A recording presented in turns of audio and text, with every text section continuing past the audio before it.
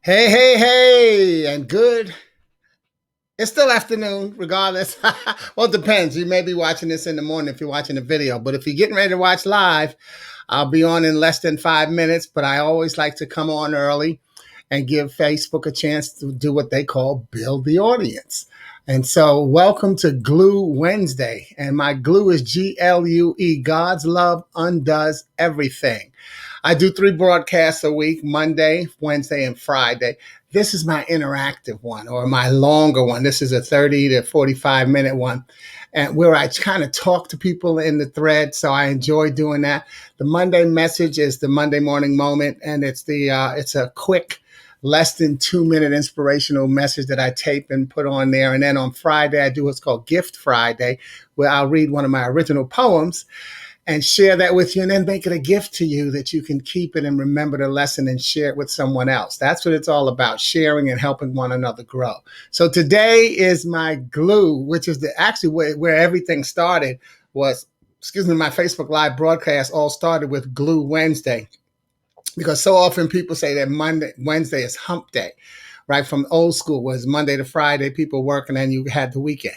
And so I say that Wednesday, not everybody works Monday to Friday. Not everybody has a traditional work week like that. But Wednesday is the traditional middle of a 7-day week, regardless of when you work. So it's the day that keeps the week beginning and the weekend together. And so it becomes the glue. Therefore, it puts me in my favorite mode of prayer. And that's why I call it Glue Wednesday. And my glue is GLUE. God's love undoes everything. So not that it will tear it apart, but whatever is going awry, it will put it back together. That's what it's all about. So we've got less than 3 minutes for today's message. And I see we've got one person on there. This is also where I do the shout outs. So if you want to put your name in the thread or say something, I'd love to say hi to you. And as well as if you're on live, and even if you're on watching on the video, I can let you know now that, spoiler alert, one thing that I always do is I let people become my co-authors for the next message. Okay, what's up, Vic? On and live. There we go. Vic is on. Okay, yeah. So Vic is on. That's great. We got less than 2 minutes to go. Oh, okay. We're still less than three. But good to see you, Vic. Hope all is well. And yeah, you on live to great to be alive. Amen. Oh, remember that song? It's good to be alive, to be alive. It's a song like that, but it is. You have to be glad to be alive. And see, it's a cliche. People say it, but then they act like they don't mean it. This is a gift. Every day on this side of the ground is a gift. Enjoy your gift, but most importantly, share your gift. Share your gift. What are you doing to share your gift? And are you enjoying your gift? Okay. And the answer should always be yes. Yes, you should be enjoying your gift and you should be sharing it. And don't beat yourself up if you haven't done it yet. It's less than 2 minutes for today's message. Don't beat yourself up. First of all, how you share your gift is up to you. And don't beat yourself. Oh, I don't know what my gift is. No, you don't have to know. Sometimes you just being you becomes the gift, and how you share yourself with who you share, it becomes part of you actually sharing your gift. So don't think that there's a staunch definition of how you have to be. My mother used to say, the only thing you have to do is stay black and die. And so you can put any race in that middle of that black, and that's what you have to be and die. Otherwise, you got a lot of options. But hey, what's up, Roger Carroll? Welcome back. Welcome back. Good to see you again. My three main family members are on board. Hey, what's up, Haas? 3170. Yeah, we grew up in 3170 Broadway in Grant Projects. We got less than a minute for today's message. But yeah, we grew up in Grant Projects, and man, it's so funny when I think about what Vic said about glad to be alive. We had 9 buildings. We were in a community of an easy 4,000. I can't think of the math right now, but 9 buildings, 21 stories on each, in 8 of the 9 buildings, and then at least 10 apartments on each. So that's an average of 3 people per apartment. So we grew up in a community just on those 2 blocks. And sometimes I laugh and I think about how if we had grown up on a block of houses, If we had grown up on a block of houses, between me, Vic, and Haas, especially, but I know me for sure, I know enough people who have died that I'd be all out of friends if I had grown up on a block. But because I grew up in the projects, that vast amount of people who I know who have died, I still got double that amount of friends in most cases. Okay. So I'm not promoting death, but just find the gift. Find the blessing. That's what I'm saying. Vic said it's great to be alive. Find a reason to appreciate really being alive. Because isn't part of what we like to do is when we pray for someone who has lost their life, we want to mourn them and we just rest in peace, sleep in peace. We want to think of them with good thoughts. So how do we do that? We honor them by living. You honor them by living, not by dying in advance. Okay. So thank you. So let's close that with true indeed and amen. But let's get to today's message. Okay. And today's message, what I'll be doing is I'll do what I'll call continuing, as you know, the GAS series, and that's the GAS, the Glue Alphabet series. And so we already know that it's the glue. Ooh. Oh, somebody's trying to call me on FaceTime. Hilarious. All right. But interesting. I wonder if I could have done that while I was broadcasting. Okay, Deborah Lorick, shout out because I know that was you trying. But anyway, so what I do, and this is why you can get a spoiler alert, is the GAS series. We started it last year during the pandemic, where every week I would take a different letter of the alphabet and people would put words in the thread that began with that letter. And then the next week, I would get a message. I would deliver a message using the words that are in the thread. So at any time during the message, you can put a letter that begins with a word that begins with the letter H in the thread. That's fine. Otherwise, you can put them in after the broadcast is over, and you can put them in if you're watching the videotape as well. Okay, so that's why we call it the GAS Alphabet Series. Okay, what you got there? That's good, brother Jose. Stay alert indeed. Amen. See, and then we can encourage one another in the thread as well. And that's important. Staying alert is very important. You're going to see that that's going to be part of today's message, which is another reason I enjoy coming on early and talking into the thread with y'all. Okay. Because y'all always end up, we're in sync. And isn't that what it's about, ladies and gentlemen? Who are you in sync with? Well, you've got to be in sync with yourself so that you can be in sync with others. So we got some H words dropping into the thread already. So as we go from the GAS series, today my co-authors, today our letter is G. So my co-authors today, Karen Pride, who gave me the word God. Vic Damaris gave me good. Jose, that's Haas, gave me greatness. Jane Gentry gave me grateful. Ramona Hopkins and Deborah Lorick both gave me the word grace. And then Daphne Francis gave me the word generosity. Okay, so meanwhile, as you enjoy the message, what I want you to do is recognize that your senses have now been alerted to listen for those words, but also you're going to be sensitive to any words that begin with the letter G. And what you want to do with that is develop that. Know that that's a great practice. It's a great mindset to have because it's similar to when you attend a conference or a meeting or a class and you're looking for certain information as confirmation of why you're attending. Okay, so that becomes the key, is listening for the letter G in this case, but look for what you need. Now, those are my co-authors, and my message today is fear. Fear, F-E-A-R. You say, wait, that's not a word beginning with a G. Man, I can't fool you. No, it's not a word that begins with a G. Yet it is related to each of our co-authors' words, as you'll see. Okay, so first, there's God. Because fear is faith eventually attracts resources. So let's first think about what so many people tend to call the decision to pursue entrepreneurial lifestyle. When you say, oh, I'm going to be an entrepreneur, what's the first thing they say? Yeah, you're going to step out on faith. It's called stepping out on faith and expecting that there should be some scariness in that process. I'll admit there was an element of unease for me, but I have never actually been scared. And I've been in my own business now for 27 years. I've never actually been scared. You see, when you first go into business for yourself, on your first list of naysayers are many of your friends and family members. So imagine for me, I was leaving corporate America and a promising future with the Wall Street Journal. And being a speaker wasn't first on my list of next steps. I became an individual marketing consultant. And it was 4 months into my helping a group of 8 diversity consultants combine and organize themselves that I got my second next step. So what I decided to do was publish a small collection of my poetry, give myself a book signing.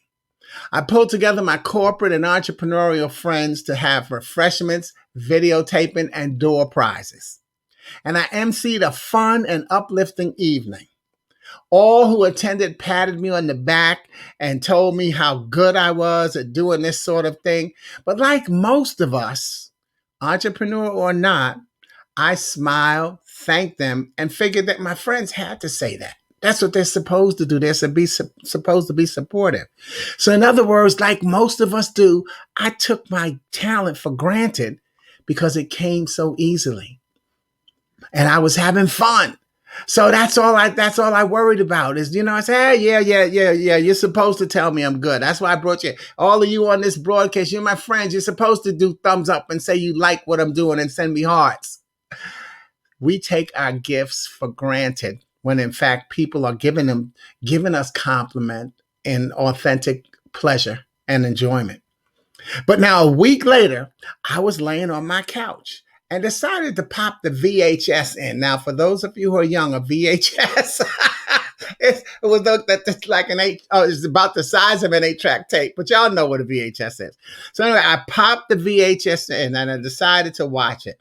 And as I did, I slowly began to sit up straight, looked at the TV, and I said, damn, I am good.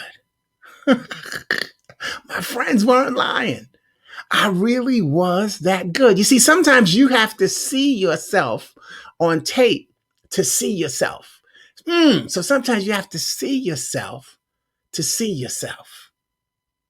And then it was in that moment that God spoke to me through the screen. And he said, this is what you're going to be doing now. Sharing your poetry to uplift people's life. This is what you're going to be doing now. Share your poetry to uplift people's life. And that is why you have to recognize that faith eventually attracts resources. I'm going to take a quick break and go over here and put up what Victor let because he remembered that VHS. All right. Okay. But anyway, where was I? Let's see. I'm going to where? Okay. Yeah.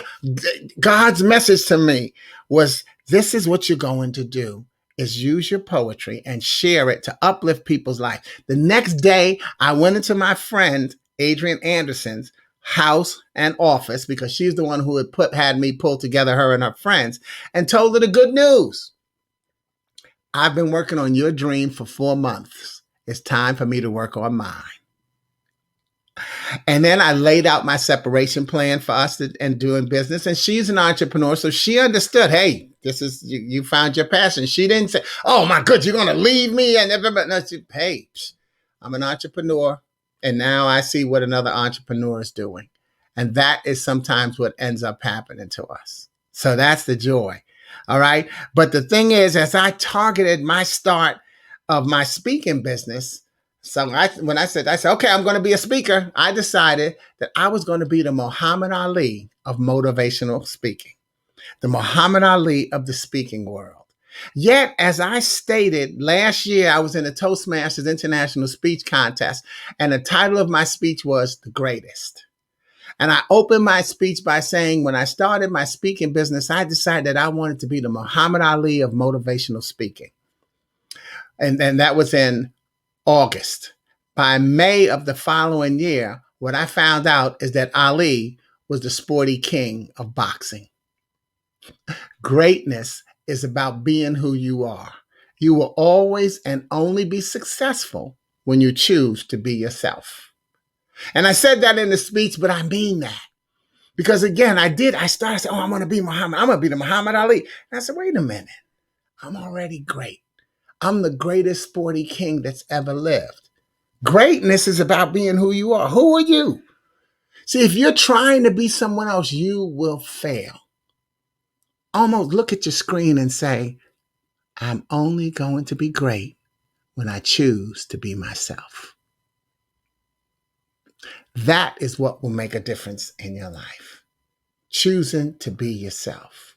And look at that, Roger Carroll. I have on my greatest of all time t-shirt. Synchronicity.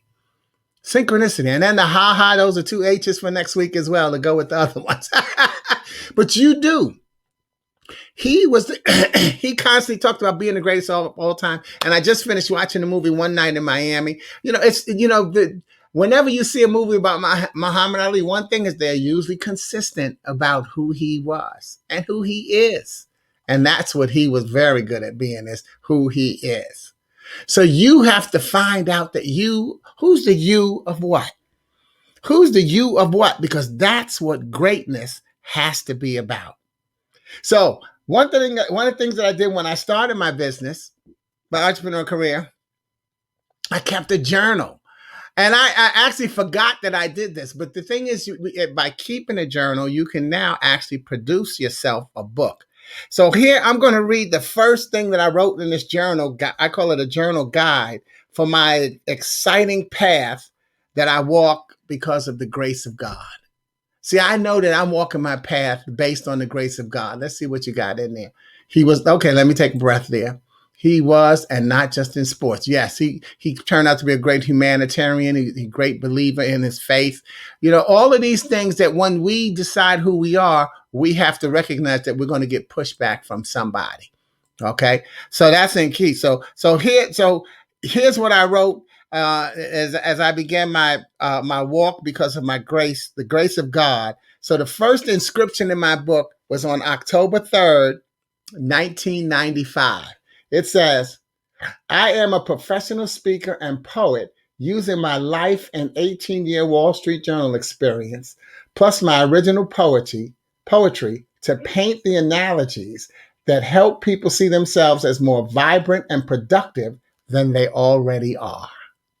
That was what I wrote on October 3rd, 1995. And I'm so excited that I've managed to be consistent about that. The vision has evolved and expanded to where I now do my painting through the use of the power of words, showcasing how our choice of words impact those around us, because words are powerful. WORDS, what others remember and digest strengthens spirits. See, when your words are positive, you uplift people's lives. You look great. I'm so proud of you. I wish you nothing but success. I'm praying for you. Positive output, positive input, because words go into the spirit, positive results. Words are powerful. But when your words are negative, WORDS becomes what others remember, destroy spirits. You look so stupid. Who told you could wear that outfit? I'm so ashamed of you. I wish you were never born. Negative output, negative input, negative results. What are your words doing? Are they lifting people up or are they knocking people down? So when we think about stepping out on faith, who were the people that encouraged you to believe in yourself, to stay the path? And who are the people that said you'll never make it and hope you stumble and fall? Now, P.S., by the way, they may both still be in your life, because even maybe the people who thought you wouldn't make it weren't necessarily praying against you. Maybe they were afraid for you. And they had to wait. And that's why my fear is faith eventually attracts resources. They had to wait to see that you really meant this. And once they recognize that, whoa, they're serious about this, because anybody can start a new venture. And then, it's just a new fad. And they say, oh, yeah, they won't last long. They'll get over it. And then once you stay in it, they say, wow, they really mean this. And so don't automatically erase somebody who is not supportive. Recognize that you do have to put them on the sideline, because sometimes people need to be convinced that they should support you. You don't have to cut them loose. I cut several people loose. I won't lie. But believe me, I didn't cut them loose instantly. You first put them on the bench. You keep them out of your starting lineup. You keep them out of your head because you don't want to keep hearing that negativity. But then once you see who's on your side, because ladies and gentlemen, it's about who's on your side. Your greatness is in being you, but your greatness is needs support. It needs a supporting cast. So who is your supporting cast towards your greatness? And let me take a break because to say, speaking of supporting cast, there goes Deborah. Okay. Yeah, I was true. Thank you. You know, I was, you talk about Ali. He was true to himself. I know I was too. But Deborah, I'm glad that her appointment got shortened to where she could get on live because I don't know if you got on time enough to see your name, Deborah, up there as one of my co-authors. So you got your shout out. So I want to make sure you know that. All right. But words are powerful. So what are your words doing? Are they lifting people up or are they knocking people down? Because that's going to make a difference in every entrepreneurial career. But guess what? It's going to make a difference in every career and every life, period. We have to have the positive news encouraging us. That's why I always say be careful of not watching the negative news, which is the regular news, late at night as the last thing before you go to sleep, because positive news doesn't sell. So you get a regurgitation of the negativity. And if the last thing that you watch is what ruminates, it goes into your spirit, and that's what ruminates overnight. So I say if you got to watch the news at night late, and that's fine, because I don't say that you shouldn't be up on the news, but then watch some comedy, 30 minutes to half an hour, 30 minutes to an hour between the news and you're going to bed. And or either comedy or show that you like, that keeps you smiling, as you talk to the screen, because don't we all talk to the screens when we watch TV? All right. So that way, the last thing that was on your lips can be a smile rather than a frown. So you see, as much as I try not to use absolutes, I've actually never been scared in my entrepreneurial career. I've always been grateful that I've grown that type of spirit that created my affirmation of fear. FEAR. Faith eventually attracts resources. You see, when people see your faith, they begin to bring you resources. Your job then becomes to have a generous definition of resources. So here I'll use the definition I got from yourdictionary.com. And the definition is something that is ready to use if or when it is needed. Extra money in a savings account. A friend with electrical skills who has volunteered to help install a lighting fixture. I didn't put those in that order. They came in that order in the definition. And notice that money isn't the first or last gift. And even when it's mentioned, it's about what you have already. You already have something. And that becomes the key. You have to recognize that you have what it takes. You have something that's ready to use if and when it's needed, depending on what your gift is. You may have a little extra money in your savings account because you have to change your lifestyle when you decide to go in business for yourself. But also you have to have a budget for whatever you do. If you decided to leave, I remember when, as a part of my entrepreneurial career, when I decided to leave Chicago after 23 years and I wanted to move to Charlotte, I had to put a plan into place and I had to change my budget. And that put more money in my bank account. So, and then a friend with electrical skills who has volunteered to install a lighting fixture. They make it nice and simple. You don't need a whole bunch of people with a whole lot of money and this and that, but you need people that can help you do the little things that count. Isn't that Denzel's new movie? It's the little things. So who have you got on your little things list that you can do to get what you need? So remember, money isn't mentioned. Money is not even first or last, but even when it's mentioned, It's about something that you have already because of what you've built through your faith, trust, and patience. Faith, trust, and patience. That's what you have.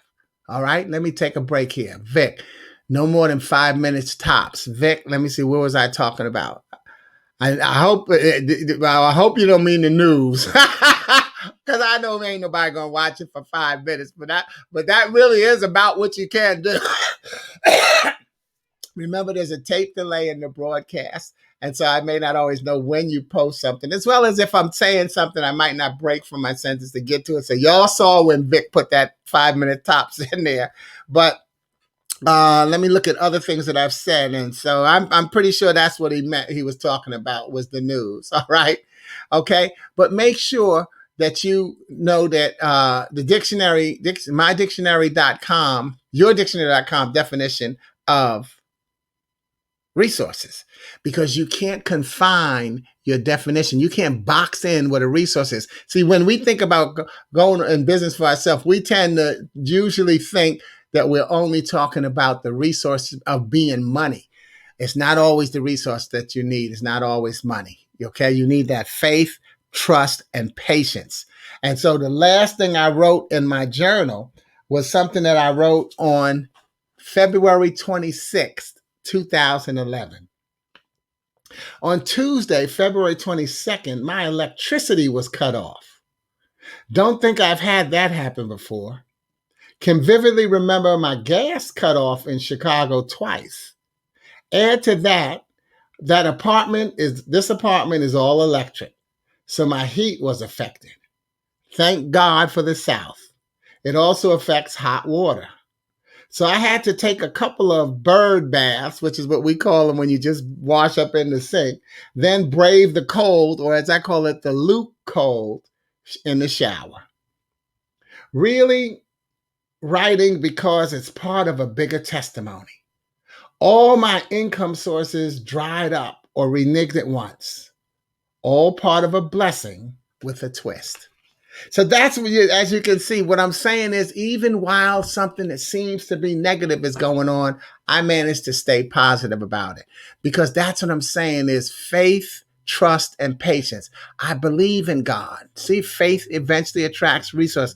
My faith is strong, and I believe that in whatever entrepreneurial career you go into, don't say, look, I got to go in to make it money. You have to go in because you want to have fun, and then you're going to make some money. Because when the times get tough, if you're only in it for the money, you're not going to last. Now, you don't have to be 90-10, joy and 10% in it for the money. You could just be 60-40. You could be 60% for the joy and 40% for the money. You could be 60% for the money and 40% for the joy. Your ratio is on you. Your percentages is on you. But do not be 100% for the money. Because if you're 100% for the money, it's not going to end up working for you in the long run. Because part of what's going to happen to you in your entrepreneurial career is one of the most important things, and that's your reputation. And you see that in companies as well. You don't have to be an entrepreneur for your reputation to be extremely important to how you continue to do business and stay afloat. But the faith, the trust, and the patience are so important if you're going to be stepping out on faith. And so, meanwhile, like you, I've still got some blank pages in my book. Okay. So here was, see that? Here was that last time that I wrote, but I still got some blank pages. And this thing, I started in 1995, y'all, and I still got some blank pages. But what I did do is I did write on the last page. Okay.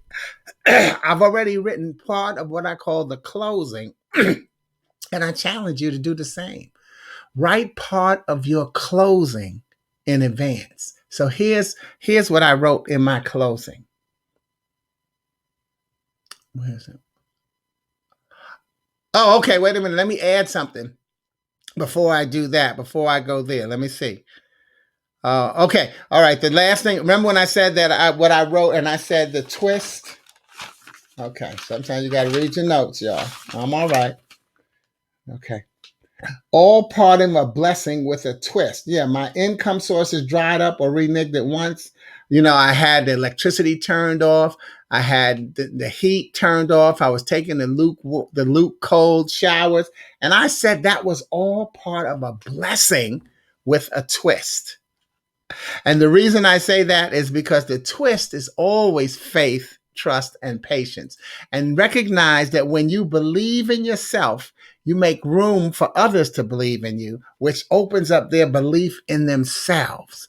When you believe in yourself, you make room for others to believe in you, which opens up their belief in themselves. That's why faith eventually attracts resources, because it's about believing in you, and people who believe they can help you, they have to believe in themselves as well to be able to do it. So that's why I say I still got some blank pages. And so here's what I want you to do. Here's what I wrote on my last page. I want you to rethink yourself. Rethink yourself on a consistent schedule. Now, I don't know what year I wrote that last page, but I've always been rethinking myself. We hear the term now, reinvent, reassess. Whether you make a New Year's resolution or whatever kind of resolution you make, giving up something for Lent, but rethink yourself. Nobody is who they used to be 10 years ago, 5, 10, 15, 20, 25, 30 years of love. Y'all remember that song? Are we happy? Ooh, ooh. All right. And see, that's the thing. Sometimes you got to let your creativity come to you and flow and be who you are, but rethink yourself on a consistent basis. Then one of the things I told myself, always ask my introducer to please read this introduction exactly as it is. When I'm when I have a speaking engagement, I give them my introduction and I ask them, please read it exactly as it is. If you want to put stuff in front of it, or mostly in front of it, but very rarely do I want them to put something behind it, because I usually have my introduction walk right into what I'm speaking about, to where the last thing my introducer says connects to my first sentence. But if you're ever in that situation, you're introducing somebody, read what they wrote. Because sometimes people will get up there and they want to, oh, well, we had this and that. And don't you know that when you're speaking, the audience is saying, why is he or she speaking? So your introduction has to say, here's why I'm speaking and you're not. Not in a nasty way. But that's what it has to be. But sometimes when people are introducing you, they get up there and they want to have a little show and add their humor and say something. And again, if you're introducing her, I don't mind doing that. But like I said, try to do that before you get to the meat of the introduction, because usually the introduction should walk right into the speech. And I know Ernest said facts on something. What was I talking about? I bet he was talking about on rethink yourself. Okay. So yeah, rethink yourself and reinvent yourself as often as you need to. And that doesn't mean that oh man, I don't know what I'm doing. No, it means that I just found out something new about myself and I got a new direction to go in. And so that's what you want to do, is go in that new direction. Okay. All right. So how do you rethink yourself? Then I wrote, how would the person I would like to be do what I'm about to do? See, that's how I close my book. How would the person I'd like to be do what I'm about to do? And sometimes you don't know. It's just like it's like my speaking business. I tell people I live by the Moses syndrome. And people, oh man, I'm looking forward to hearing what you have to say. I say, yeah, me too. Because I know what I came to talk about. I don't know what I'm going to say. I don't know what words God is going to put into my mouth and into my spirit and then out into the atmosphere. But I know who I am. So how would the person I would like to be do what I'm about to do? I find that out by releasing myself and letting it flow. Now, you have to decide what's a win for you. Because sometimes once you do that, you may experience what you consider to be a loss, because you may have a setback. You may not get hired for something. You may not get as what you expected, all of that stuff. But see, when all of that stuff happened to me, I can remember when I first started out my entrepreneurial career, and it started, it what's the word I'm looking for? It stalled. It stalled and started at the same time. I started my entrepreneurial career. Oh, this is it. When I started my entrepreneurial career for the second time after the stall, because the stall was the car repossession, the bankruptcy, the housing foreclosure. See, those were my second starts. And I remember when they first came to get the car for the repossession. And after they took the car, helped them go in the garage, they helped me unpack the stuff in there, clean out the trunk, and take the car. And people say, well, why would you let them do that? Look, they came to my house at 7 o'clock at night saying, we're here representing the case of Nissan versus Raspoti King. Now, I said, I have never heard of the case, but give me an update. And the update is that you are behind, so far behind in payments that we came to get our car. And where is it? So I let them have it. And so what I say to people who say, well, you shouldn't have gave it to them. If they knew to come to my house, don't you think they could have also waited till I went to the supermarket or drove and parked my car at the train station and went to work and then just took the car? See, don't get so caught up that you lose sight of practicality and what God has for you. And so after they took the car, I went and sat in my living room and I said, that's my stereo. Those are my curtains. This is my couch. And I just started taking inventory of pointing out everything and saying out loud of what was mine. And I said, that was not my car. That was not my car. And I was okay with that. And then I said, and it was October. I said, I just need to get a car to get me through the new year. And I got a budget of $500. Bam! Looked in the newspaper. There's a car for $500. Not far from where I live. Turned out it had a hole in the transmission. So in the transmission, in the heater, radiator. So I had to drive with gallons of water in my trunk to pull over and pour it in the radiator. And this is where I'm also talking about words being powerful. Remember what I said? I said, I just need a car to get me through the new year. Do you know that on New Year's Eve, December 31st of that year, as I drove my car onto my block and hit the automatic door on the garage and drove onto my driveway, as I pulled into the garage, the car cut off as soon as I pulled into the garage. Not with me turning the key. It cut off. Never to start again. It got me through this year. And it wasn't going to get into the next year. Words are powerful. And you have to be alert when those signals happen. That's why fear is faith eventually attracts resources. Okay? So look for God's guidance because it is going to make a difference. He guided me into that driveway and ended it. And I was okay with that. I was totally okay with that. And so then, like I said, then I had to go through losing the house and the foreclosure. How strong is your faith? Whatever you decide to do, are you willing to go to the mat for that? And if you find out that you can't, it's okay to change lanes, but give it a real try. One of the things that I've been in my business now 27 years, it hasn't been this great gravy train ride of money. It's been a lot of roller coaster rides, ups and downs. I had to do side jobs, and I did a side SIDE, something I do easily. So that's how I mentally dealt with it. When I was in Chicago, one of my side jobs was I did banquet waiting on the side because a friend of mine, like I said, resources. A friend of mine, Renee Bradford, had and still has a catering company. And so she was able to hire me as a wait staff because, you never have enough wait staff for somebody to be on call as well. And so as I did waiter jobs for her and bartender jobs for her, I ended up getting personal clients. Someone who said, because I catered at their house for an event, and they said, do you ever do anything on the side where we would want to, do our own cooking, just want somebody to serve? And I was like, sure. And they became my private clients. And then I created the name of my own business, my side business called The Exclusive. I called it the exclusive because, and then my tagline was service always as good as the last time. Because see, I wasn't trying to grow my waiter business. I was trying to grow my speaking business. So therefore, by calling myself the exclusive, I was saying I'm not trying to promote. Don't tell all your friends. I thought, no, don't tell all your friends. I'm not trying to get more customers for me to do waiter jobs.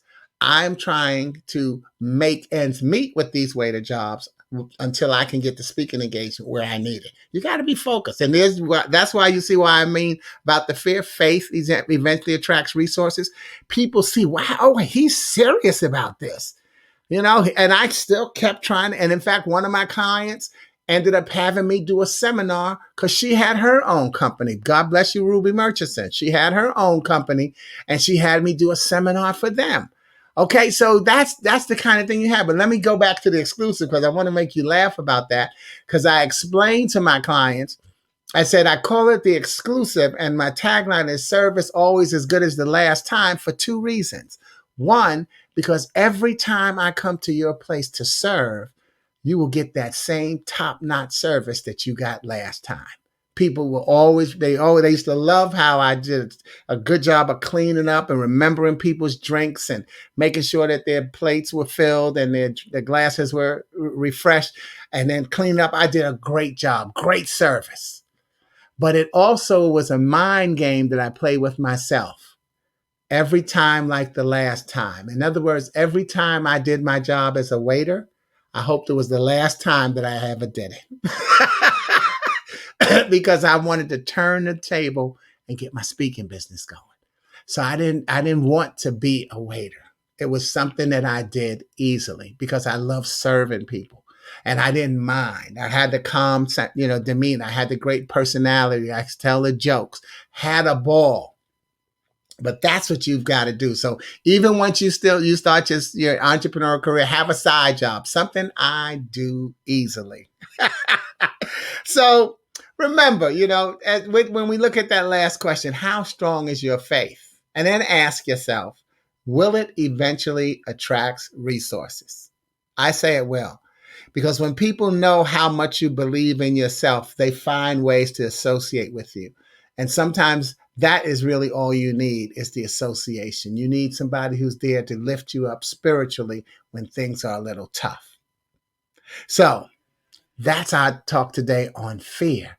And what I want you to do is next week, we'll be using the letter H. If you like a word with the letter H, and some of you already have put some in there, include it in the message, just put it in the thread. I will have a way to co-author the message with you. Meanwhile, by God's grace, be grateful for and proclaim your goodness as it evolves into greatness enhanced by your generosity. This is Sporty King with Glue Wednesday. Thank you so much for enjoying and engaging. Be sure to share it. Also, you can see this on my YouTube channel. Please subscribe. That way, on the YouTube channel, you can see them in sequential order, which is fine as well. Anything we can do to share the message and enjoy ourselves. All right. Feeling as if there's hope. You got it. I got my faith shirt on. Feeling as if there's hope. And that is the genesis of faith. Of fear, by the way. Fear. Fear is right. Faith. Feeling as if there's hope. Fear. Faith eventually attracts resources. So feeling as if there's hope eventually attracts resources. You see how it can come together? But that's what you've got to do. So peace to all. And again, stay alert. Thank you. Roger Carroll, thank you. Uncle Sporty, amen. I appreciate you. Always a pleasure. And glad to see things are still going well. Get your H words in there. I saw some of them, but again, even if you're watching the videotape, you can put a word in there, begins with the letter H, and we'll get you co-authoring next month's message. Next week, even though it will be next month. Have a good end of February, and I appreciate you. Thank you, my friend. Peace and love to all. Yay, amen. Yes, yes, yes, all my family. Always remember the light is what we need. Yes. Yeah. Not just what we want, but what we need. Thank you, Vic. Gotta have the light. Gotta have the light and then gotta share it. The Bible says, why would I give you a light a lamp to hide your light behind the bush. Your light is your gift, who you are. Give yourself freely and shine and share that gift because it makes a difference in somebody's life. And you won't always know who somebody is. Okay? So that's how we want to make sure we continue to grow and share. Okay. I always wait a little bit with my ending so that the time release can catch up for any comments. I think we got them all. All right, y'all. Thanks again. God bless you. Over and out. Ciao.